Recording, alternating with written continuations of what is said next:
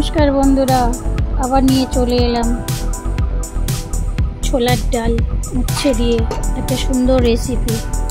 দেখো, আমি ডালটা ভিজিয়ে রেখেছিলাম। ডালটা আমি প্রেসারে দিয়ে একটু সিটি মেরে নেব। ডালটা বেশি সময় ভেজাইনি, 10 মিনিট মতন ভিজিয়েছিলাম। উচ্ছেটা গোল গোল করে কেটে রেখেছিলাম। দেখো, আমি ভেজে নিচ্ছি। সবাই তো মুগ ডাল দিয়ে তিতো খায়, মসুর ডাল দিয়ে তিতো খায়, কিন্তু মসুর ডাল তো সবার চলে না। ইউরিক অ্যাসিড যাদের আছে তাদের তো আদৌ চলে না।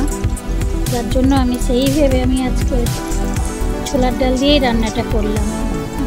দেখো, ছোলার ডালে কোনো গ্যাস হয় না, ইউরিক অ্যাসিডও হয় না।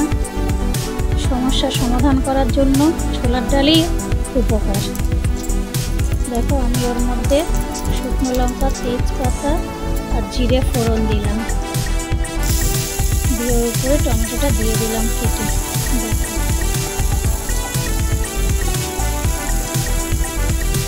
পারলে তোমরা উচ্ছেটা লম্বা করেও কেটে দিতে পারো, সেটা তোমাদের ইচ্ছে মতো। আমি গোল গোল করে দিলাম, দেখতে ভালো লাগবে বলে।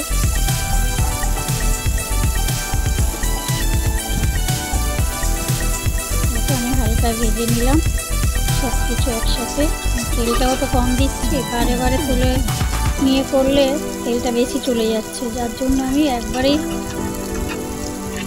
কম তেলের উপরে একবারেই চাপিয়ে দিলাম। দেখো, ওর উপরে সিদ্ধ ডালটা ঢেলে দিলাম।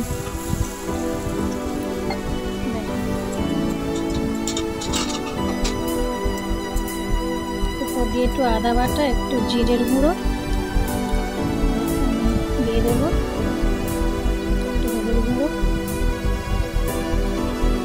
একটু লঙ্কার গুঁড়ো দিলাম,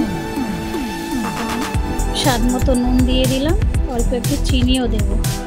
যারা চিনি খেতে চাও দেবে, না চাইলে না দেবে।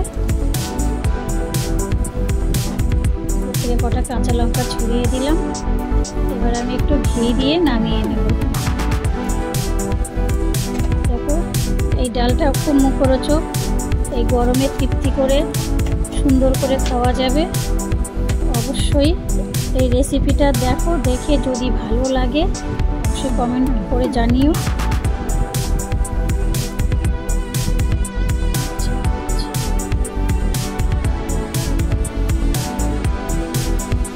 একটু ঘি ছড়িয়ে দিলাম। তোমরা চাইলে একটু ধনেপাতাও দিতে পারো। রেসিপিটা রেডি হয়ে গেছে। দেখো, আমি তুলে নিচ্ছি। বাড়িতে বানিয়ে ফেলো ঝটপট করে কমেন্ট করো কেমন লাগলো আমার রেসিপিটা। চলো, আমার রেসিপি রেডি।